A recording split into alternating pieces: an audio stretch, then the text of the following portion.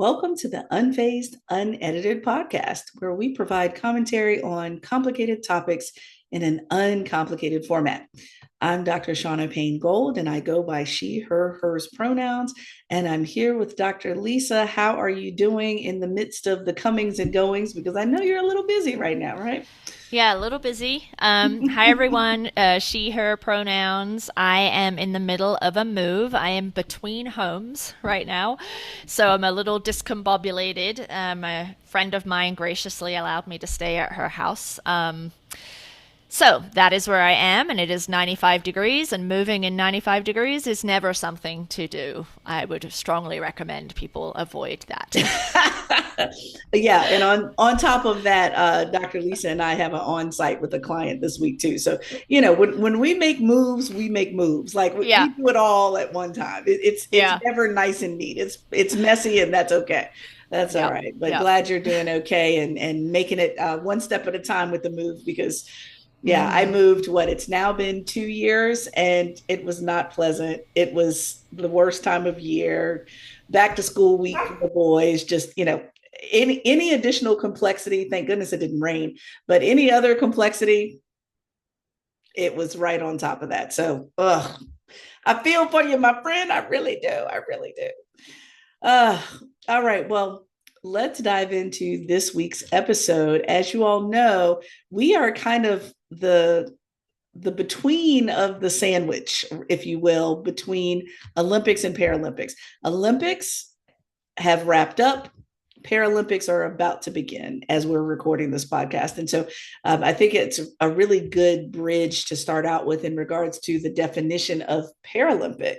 The word Paralympic derives from the Greek preposition para, which usually means beside or alongside. You probably have heard of the word paraclete, for example. So alongside, and the word of Olympic smushed together. So its meaning is that the Paralympics are the parallel games to the Olympics.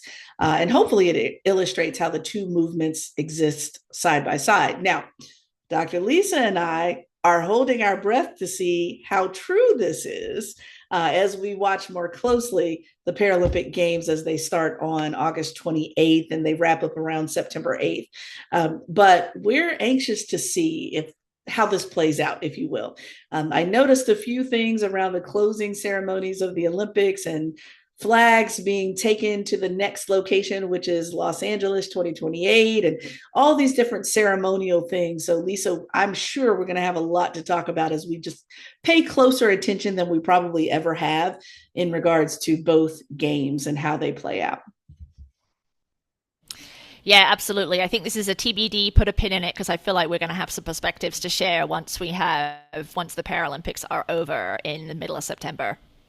Yeah, absolutely. Absolutely. So, let's move into phase one. Phase one. And what I think is really interesting is that I'm in this process of kind of reorganizing a lot of my business strategy and some of the services that we provide. And I've been a dialogue facilitator now for 18 years, starting when I was at University of Maryland and then moving into today where there's organizations that call me or call someone on the team in to facilitate dialogues that are just difficult in general to have, and even more difficult when you have the internal power dynamics of role, responsibility, org charts, all those different things.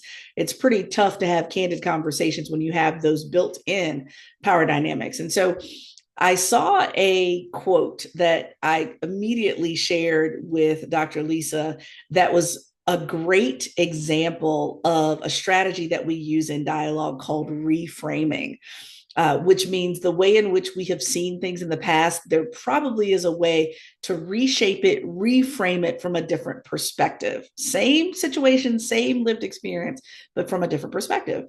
And so I love this particular one that said, quote, instead of saying women slept their way to the top, we say, quote, men withhold promotions until they receive sexual favors, because that is what it really is. And it was a great example of a reframe where usually the original framing has been around uh, continuing to tear down the entity that already had the least power to begin with. rather than implicating those with the most power in that exchange in such a way that we continue to just perpetuate this unequal power system. So it's one thing to say, because I even have this conversation a lot in facilitations where we talk about, for example, the wrongdoer or someone who's got really bad workplace behavior. And yes, we should put onus on them, but what's the reframe around? Yes, Lisa has bad behavior at work, but what about the supervisor or other people around her that allowed it? And so let's reframe it so that we don't let Lisa terrorize our organization, but let's take on responsibility of how we're not going to allow behavior moving forward. So it's a reframe of what we thought we knew into a new perspective that we haven't thought about before. What I think is really interesting about reframes is that oftentimes you get that nonverbal aha moment of, oh, I never thought about it that way. And then it really gets people to stop in their tracks to think about how have they always thought of something and the ways that they've neglected to think about something. And so I just thought it was a really cool quote. But Lisa, I know you've probably experienced reframes in the past, or you've reframed things for a client or an organization. What did you think about this particular quote? Because I know it evokes some strong feelings, but also at the same time, how reframing could possibly be really helpful for folks that usually don't think in that way.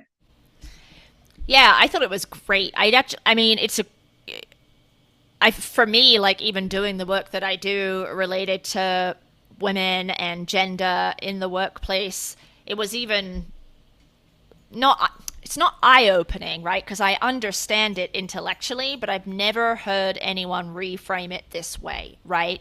And I think that there's a lot of power in doing that, in naming the individual or the group or the system that has the power. And it just makes me think about the ways in which we talk about, gosh, particularly in this political climate, right? We talk about immigration, or we talk about folks who have kind of long-term unemployment, or folks who are utilizing resources within the social safety net, right? And so how there is a particular narrative from people who have a particular ideological position that places the locus of control and responsibility, like you said, on the person that has the least power, rather than looking at what are the conditions that are creating difficulty for someone to find a job, for example, right? Are these positions asking for educational qualifications that are not available to a large segment of the population because going to college is really expensive, right? And yet it becomes the individual person's fault. So I really love the way that this kind of, in no uncertain terms, shifts our attention and focus to that there are more men in power. And so rather than assume that the person whose gender is least in power in employment systems, in work systems, right, has done something manipulative or coercive, actually, how about we look at the person who is perhaps creating those conditions, right? So I think it's brilliant in facilitation. I think it's also something we need to think about right now in the United States as we kind of barrel towards this election, because it's so immigration is a great example. So rather than understanding kind of the historic trajectory of immigration in the United States and the ways in which the United States government is culpable for the destabilization of many locations in Central and South America that Yes. has created Yes. the need and or desire to leave their countries, right? The issue becomes these individuals who are traveling all this way, they are crossing our border illegally, they're doing something wrong, they're greedy, they don't work hard, whatever, whatever slur it is that is being utilized, rather than stepping back and saying, well, our system and our acts as a country, right, have created this, and now we're trying to just, wash our hands of it and blame the individual as though these people all operate in bubbles and vacuums. So, Yeah.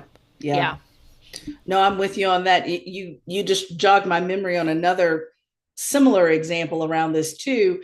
The just in general across industries when it comes to the employment pool or the employee pool rather, and especially when it comes to educators, when I hear that phrasing around people don't want to work or teachers don't want to teach, no, that's not the case. People do want to work, teachers do want to teach, but they those teachers, with many of which have advanced degrees, don't want to work for a below a living wage, definitely not a thriving wage, sleep on someone's couch, continue to default on their loans because they can't afford to pay them. They don't want to work under those conditions. And so again, the reframe is, no, people do want to work. They don't want to work under these systems conditions that you've created.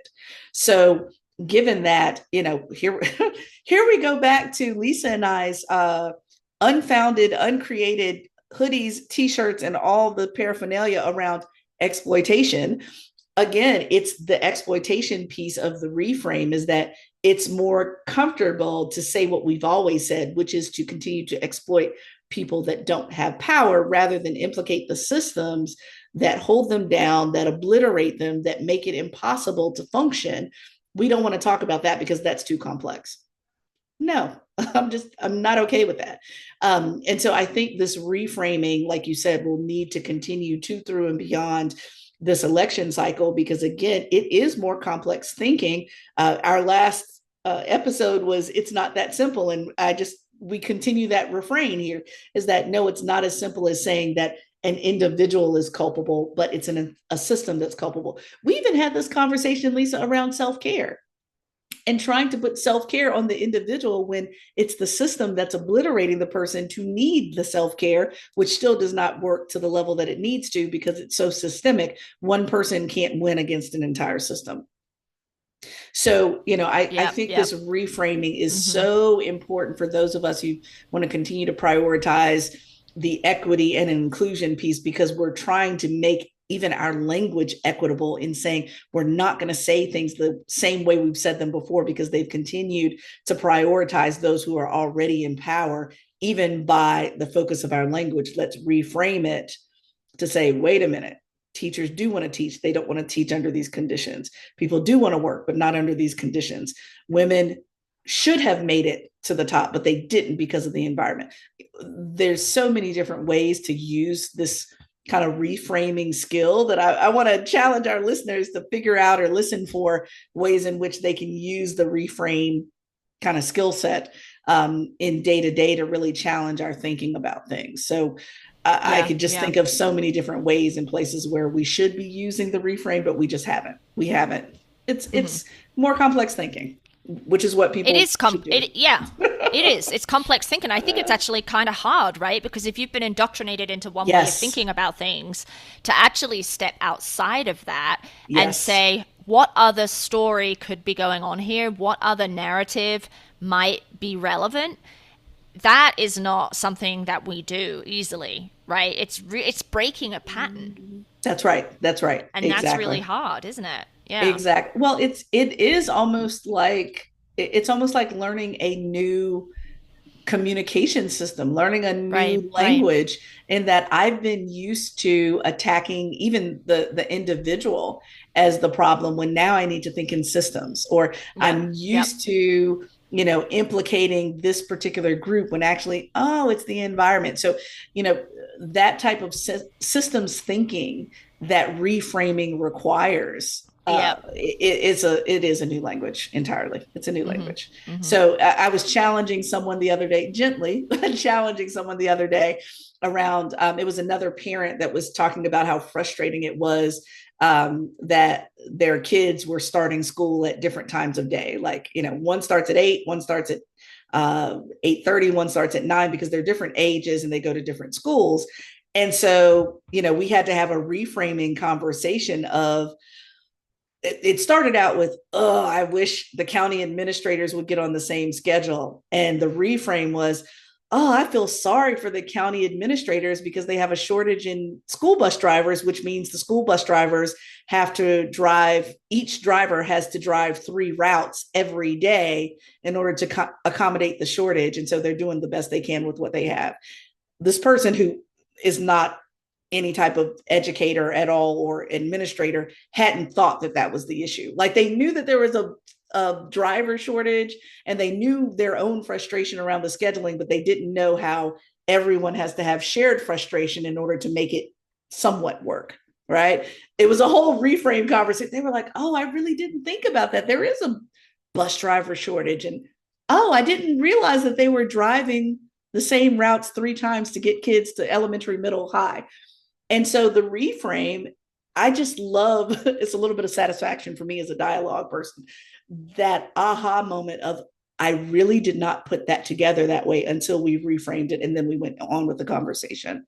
That to me is so satisfying, because usually we haven't thought in those ways, including myself. We just haven't thought in more Yeah. complex ways. Yeah. Yeah, connecting the dots. Hey, Mm-hmm. we need to do that more often. Add that to your to do list, folks. Connect the dots via the reframe. Exactly. Flex that Exactly. muscle. All right. Well, Mm-hmm. let's shift here into phase two. Okay, so I got to talk about this because it's been all over the internet. Breaking at the Olympics, right? I'm not educated on breaking or breakdancing or what that means, and what is good. I mean, I imagine I could probably watch some dances and say, oh, I felt like that was good or that wasn't good, right? But should not be a judge at the Olympics. But the whole Australia Raygun explosion with all of the funny memes that have made me laugh, and I know that she has been very hurt by the response and has put out a plea for people to stop being so mean, and certainly I think we could do with some more kindness in the world, right? But like, I didn't watch it. I didn't watch it, and I guess Peacock like quietly removed all of the breaking performances from their streaming service. I don't Oh, have I Peacock, didn't so know that. I haven't been able to verify that. Okay. But Okay. but they've left like 3 or 4 videos, maybe from the gold medalists or something, but that's it.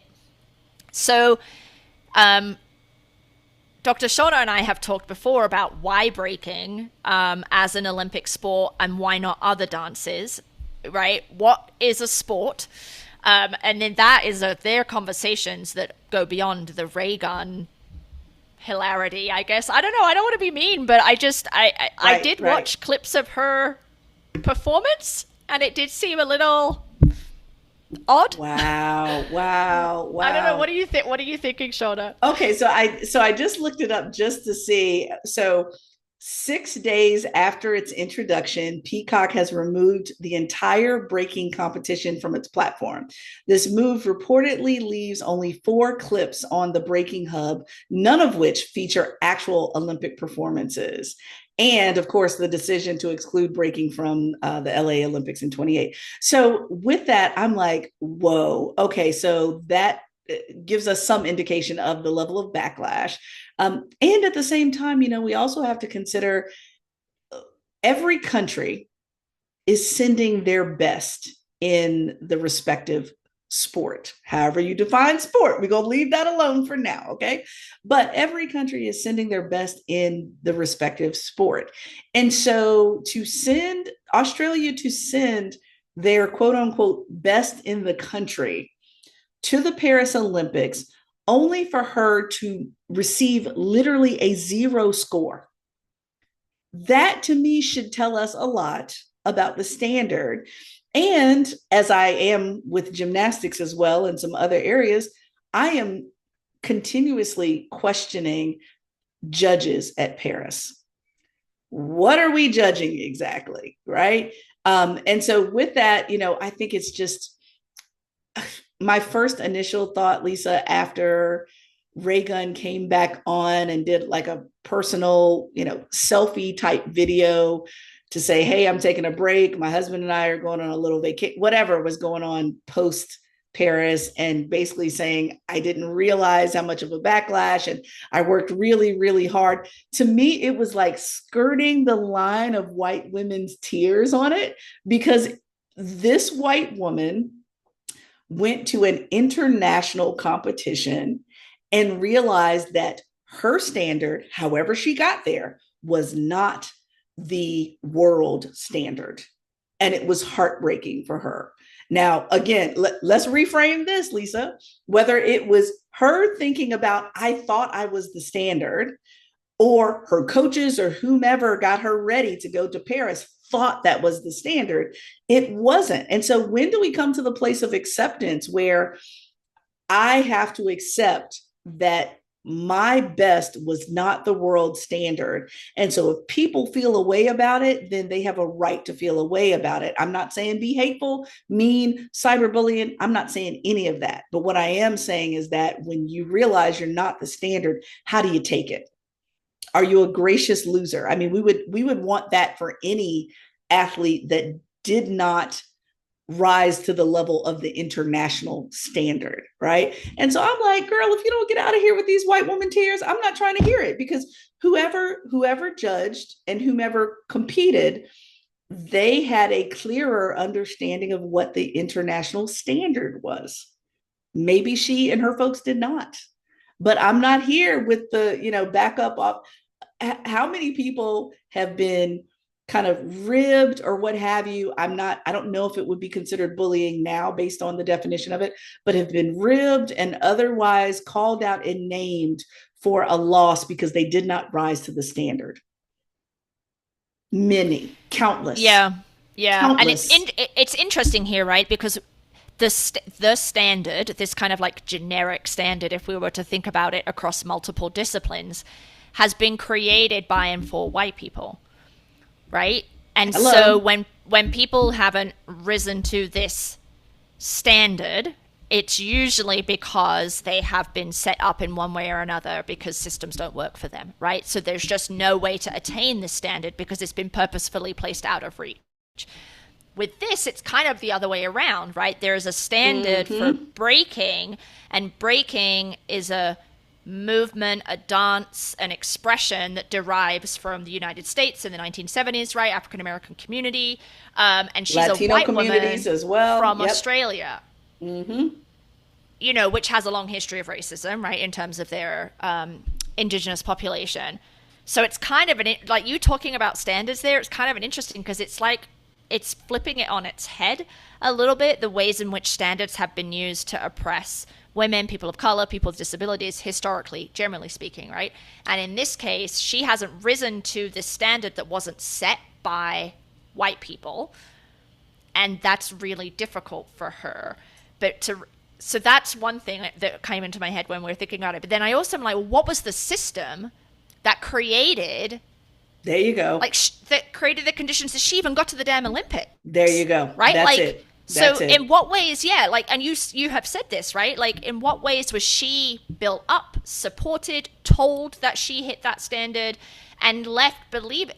Like, I mean, that just feels horribly irresponsible. I mean, you think about all the points in time where there could have been an intervention and she was not the person that got sent from Australia, and none of those intervention points, like all the barriers just fell over, right? And there she was, right? Exactly. That's right. Well, and okay, let's talk about both sides of the same coin here, which I know we're going to get to in much more depth when we get to another episode around the Olympics and the Paralympics.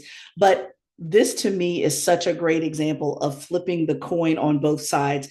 What you just described around a white Australian woman coming to the Olympics thinking that she met a particular international standard of breakdancing, which going back, this was created in New York City, late 60s, early 70s, like Dr. Lisa mentioned, by African Americans and Latino folks that created this type of dance, right? There was a standard set that she did not meet.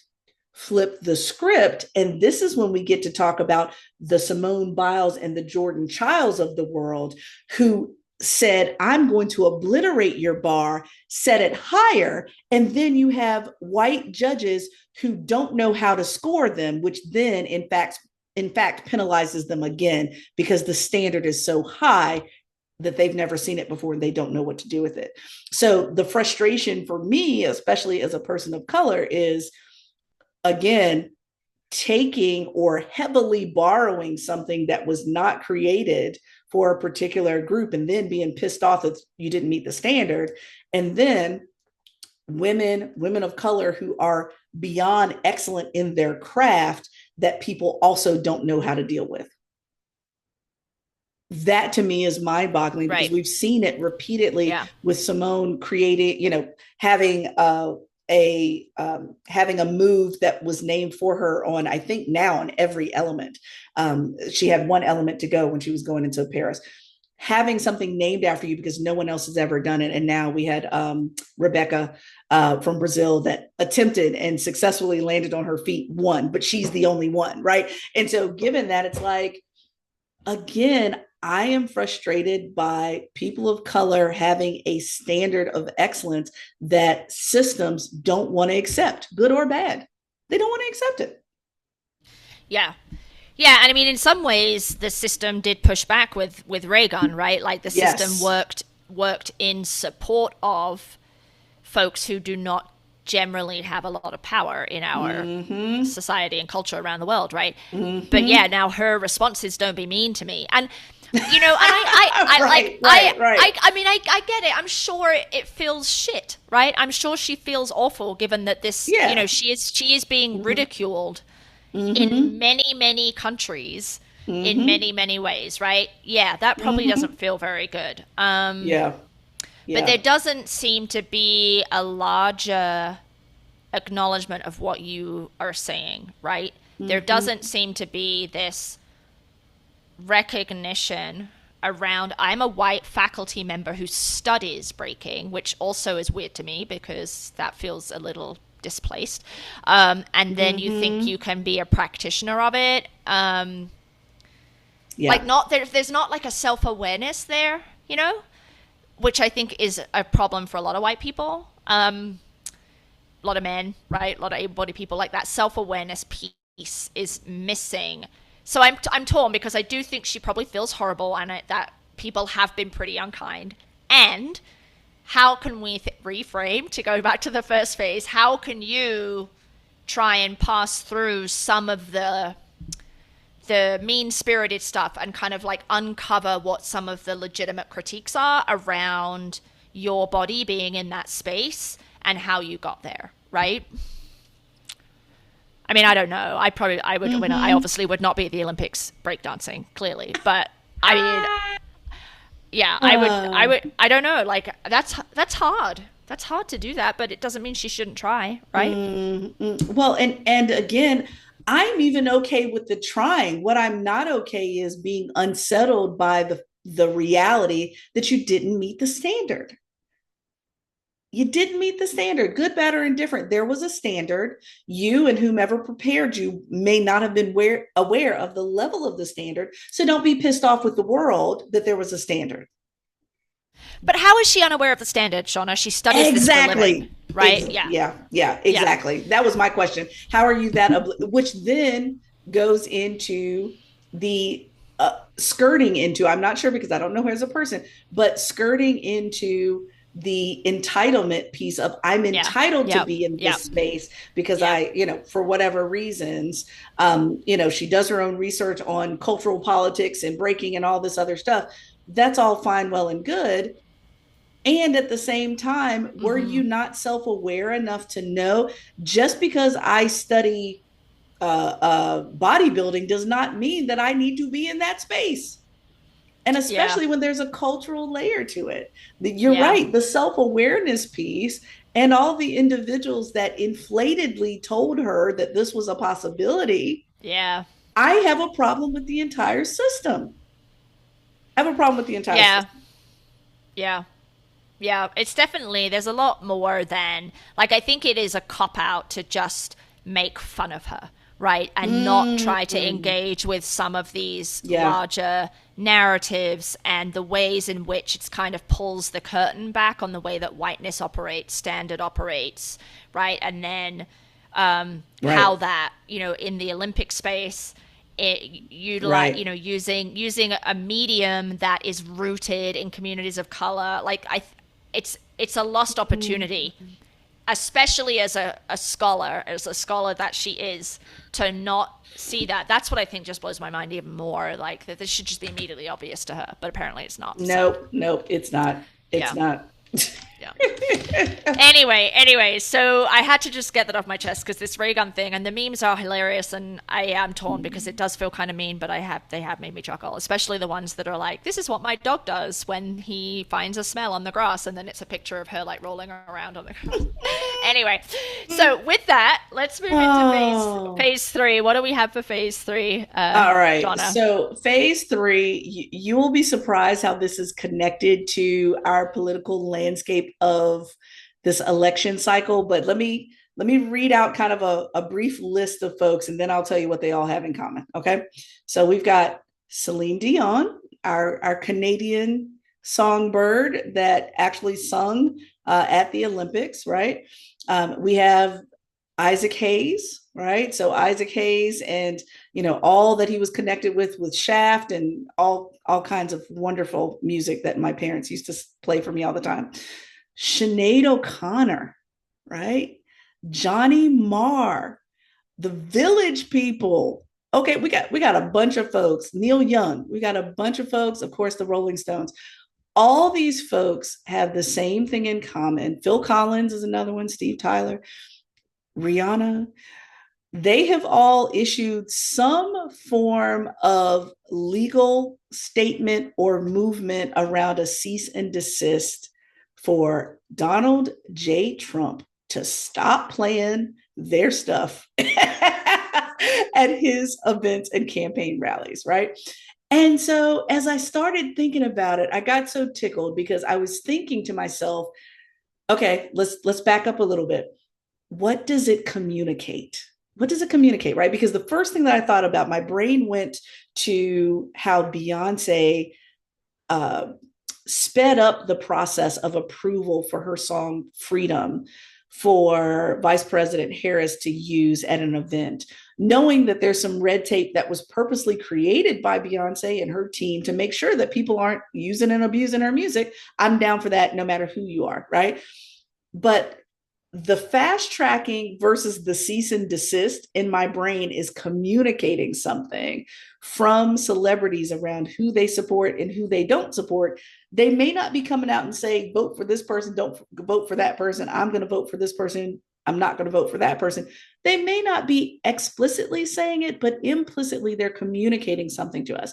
And so, as you kind of start to dig around, you'll find that celebrities, of course, can significantly influence the outcomes of just in general voting, folks coming out to vote, they get out the vote, but then also the outcome of the elections itself. So, did a little digging around, and the Ash Center for Democratic Governance and Innovation at Harvard shared in their study that in 2018, Taylor Swift shared an Instagram post to register to vote. And within 72 hours, 250,000 new voters registered, right? And then another YouTuber decided, I'm just going to raffle off a Tesla. We're not going to get into the Tesla conversation right now. We can revisit that later. But the YouTuber raffled off a car, let's just say that, and 125,000 new voters registered in order to be entered into the raffle for this car. So, given that, Lisa, it's got me thinking about how folks are truly thinking about who they support and who they don't, and how to communicate that, whether it's directly or indirectly.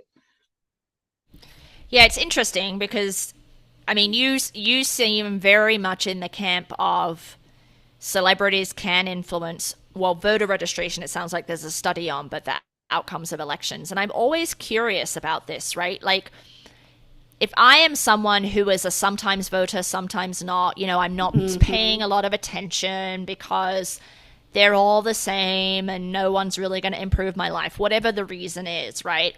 And I also happen to be a big Taylor Swift fan, which I'm not, but let's just say I am, right? And then Taylor Swift comes out and says, vote Kamala Harris, for example. She has not done that, but let's say she does. Is that going to influence?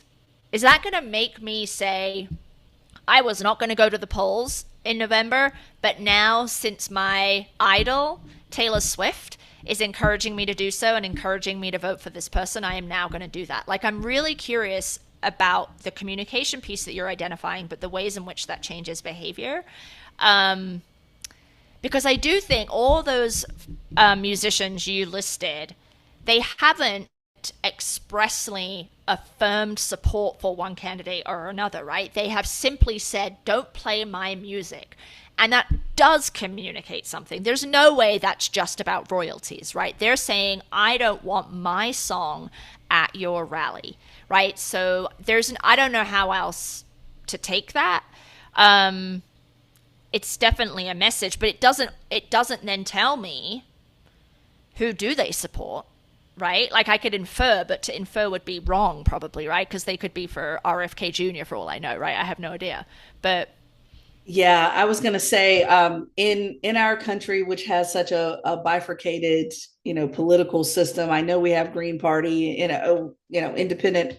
You could even do a write-in if you so choose to.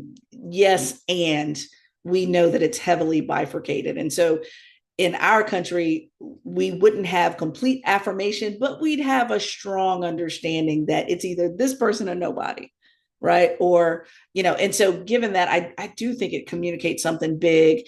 And at the same time, these entertainers are also, they're business people.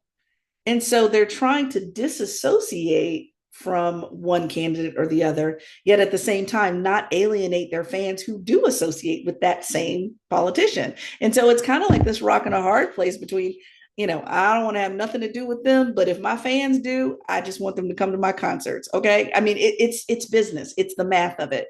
And so I think right, it's right. a very thin line to walk, and they keep trying to do it. They just keep trying to do it. Yeah. Yeah, I mean, I guess it's a little frustrating, I suppose. Like, just come out and, like, you have a position of power and influence. Like, I think that it would be an important position for you to take. Sure, that might, I guess it could positively or negatively influence your business, but I don't know that this, like, I feel like it's a little artificial to say, I am a business person, being a musician and having a record label or whatever, that's my business, and I want to keep it, quote unquote, separate from politics, right? The very act of sending a cease and desist letter to say, please don't play my song at your rally, like, you've already blended, right? You've already kind of blended your position. And so I think it's a bit disingenuous to then continue down the I'm not getting involved. And maybe none of these people have said that. And obviously some of the artists have since died, and it's their estate or their families that are raising these issues, so not the artists themselves. But I'm curious, Shaunna, what you think about thinking about identities, right? So we know that when politicians think about the electorate, they think about particular groups of people, right? So they think about the Black community, they think about the Latinx community, they think about women, suburban women, college educated, high school educated, right? They kind of like carve us up into these areas. And I'm wondering if you have a perspective on whether or not a celebrity, so a celebrity who may be from a working class background, a celebrity who is a person of color, a celebrity who maybe immigrated here, like when they were a teenager or something, like whether you think an endorsement or a tacit endorsement maybe, or, has an influence on a particular community or not, like I'm wondering about that. Yeah, would an endorsement alienate someone from or draw them to a particular group? Well, I mean, as you were speaking, the first name that came to my mind was Chrisette Michele, frankly.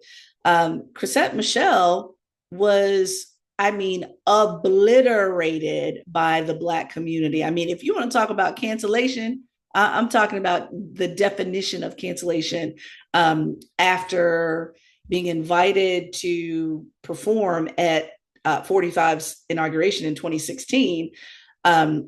She wasn't the only Black person that was performing at that time. You know, Grammy winner. You know, a number of other invitations after the inauguration were rescinded. So she was disinvited, uninvited. I'm not quite sure what the right word is, but disinvited and uninvited. Um, and, you know, at that point, you know, upon reflection, she said that yes, she now feels like it was the wrong thing to do. But did you feel like it was the wrong thing to do for what reason? You know, because now you know you would have been canceled. People tried to warn you and you said, I'm going to do it anyway. You know, I should be able to go to whomever, whatever politician invites me, type of thing. That's one great example of how Chrisette Michele is a member of the largest voting bloc in the country, Black women. Did you not think that that was going to have some impact? I mean, I think the last poll that I looked at said that 72% were, this was even before Biden stepped aside, 72% of Black women were not voting for 45. And so, given that you're part of a particular demographic that is clear on who their candidate is, and it ain't 45, and you thought that was going to go without, you know, you were going to go unscathed, I don't think so. And so, you know, given that, I think you do have to consider that. You know, you may think, oh, I'm here for the music, I'm here for the performance, I'm a performer. Yes, and you know, and so I, for me, I'm kind of pushing back in my brain on what you were mentioning about the disingenuous piece. I'm like, it's complicated. Where no, I don't want to be explicitly tied to someone, and at the same time, do you want to be canceled so badly that Chrisette Michele was actually going through financial turmoil after the fact of performing, bless you, for in 2016 for 45? It really can be an all or nothing decision if you're not careful. And so, yeah, I would err on the side of caution if I were a performer, but that's just me. Given that I've just seen more than one artist lose damn near everything by being affiliated with someone like 45. Right, And right. so it's like, can you afford that performance? I don't know if you can. Yeah, I mean that's a great example, and I'm thinking at the RNC a few weeks back, right? I mean, gosh, we haven't even talked about the misogyny that was present there, but you know, Oh, yes. he had Hulk Hogan and then the guy who runs UFC, Ultimate Fighting Championship, and then they came on. Dana White. Yeah, Dana White Yeah. preceded his talk, and then he walked into It's a Man's World, right? The song It's a Man's World. And there's no way that those celebrities, if you can call them that, they were chosen to appeal to a specific demographic, right? Like disillusioned or disenfranchised or disaffected, whatever word you want to choose, like white men, probably less likely to be college educated would be my guess, right? And so that was a very calculated, purposeful choice. So I wonder about that. Like these decisions are being made, and by who and to what end, right? Well, you know, if nothing else, they're intentional. Right, They're right. intentional. I mean, as much as we may disagree, we can't say, and that's one of the things my former mentees told me a couple months ago, as she was going to an event that was actually talking about mental health, but talking about legislation around mental health, and the realization that uh, those of us who consider ourselves politically relatively liberal in this country, we have underestimated how intentional everything is, whether it's done or not in this country, based on folks who are not in the liberal thinking mindset of politics, that we've completely, you know, the things that you think are just, oh, that's just happenstance. She felt very strongly that could not be the case based on what she's witnessed. And so, I tend to agree. So as you explain that event, I'm like, oh, that's a great example of everything being intentional down to the music. And so again, even with that, that brings up a great point, which we don't have a lot of time to get into, but as a musician, if I'm the Beyonce of the world or the Chrisette Michele of the world or whoever, thinking about how am I being used, and that can go for good or for bad. How am I being strategically used as a piece in the puzzle of the experience that a politician is trying to create? Like Freedom is a very intentionally chosen song. Hello, for anybody. And so given that, as as someone that's a performer or appeals to a larger base, Taylor Swift, Beyonce, all of those folks are going to have to think about, am I willing to be in partnership with this politician to be used in what I deem as a positive way, or am I being used in a negative way? I would think the Beyoncés and the Taylor Swifts of the world, they're pretty business savvy, obviously. They would probably be able to see that. I'm not so sure how much Chrisette Michele saw that. I'm not sure she saw it at all. Yeah, maybe not given the fallout from that decision that she has been Yeah. ruining the day that she probably did. But I think that's a great place to end. It's good food for thought. Your question there to think about that at the end. The Mm-hmm. DNC started yesterday, folks, so we'll be Yeah. curious to see as it rolls out over the next week which musicians or famous people are there And or they're are in giving Chicago. Chicago, yeah, Mm-hmm. and Okay. we'll see what that looks like, Mm-hmm. and what influence they have, which I guess is a TBD at this point, right? So Exactly. Exactly. yeah, Well, Lisa, look, we told our listeners we would not have a shortage of stuff to talk about this year between right. elections, Olympics, Paralympics.